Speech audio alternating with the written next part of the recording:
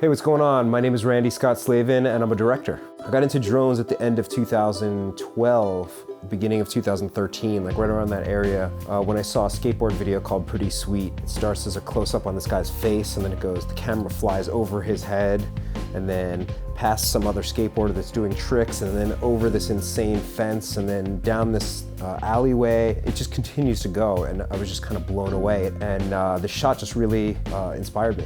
I just got into it and started shooting a ton and just started really practicing all the skills that are required to be a good aerial cinematographer. These days there are a lot of difficulties when it comes down to using drones because people are way more keen on drones and what they are and what they're doing. When I first started, I'd fly it around Manhattan all the time, and you know, cops would stop me and be like, yo, what is that? That's so awesome. Or I fly, you know, RC helicopters too. Because of fear-mongering in the press and a lot of different you know, news that you wind up hearing, a lot of people are spooked about drones. They hear things about spying and they hear things about killing, which don't have to do with what we use them for.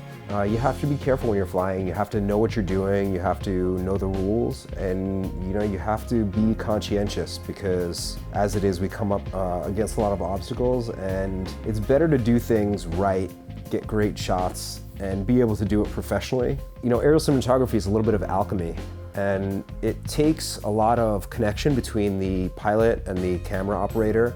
I kind of liken flying a drone to surfing a little bit. The pilot sets the wave and the camera operator is the surfer. And that requires a great pilot, you know, really kind of setting a really awesome base motion for the drone itself, and the camera operator then coming through and really finishing off with the moves and the camera motion that really makes sense. It just really depends on what you're trying to shoot, how you're trying to shoot it. I mean, typically the laws of landscape photography apply. General laws of cinematography apply as well. Good landscape photographer knows when and where the sun is going to be, how it's going to look, time of year, and all that kind of stuff to get the best natural lighting.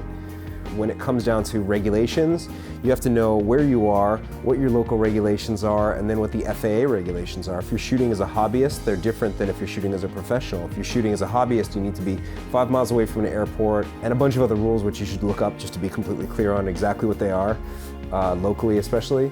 Do things smart, do things by the book. It's the best way to continue to make money and to not hurt anybody. The best thing to do when you're flying a drone and you get onto a set is, first of all, know the creative and know what the creatives want. What's the purpose of this particular shot? What are you trying to say with it? And then you have to look at the airspace. Where can we fly? How high can we fly? How low do we need to go? What's our subject? How much do we want it to fill in the frame, you know?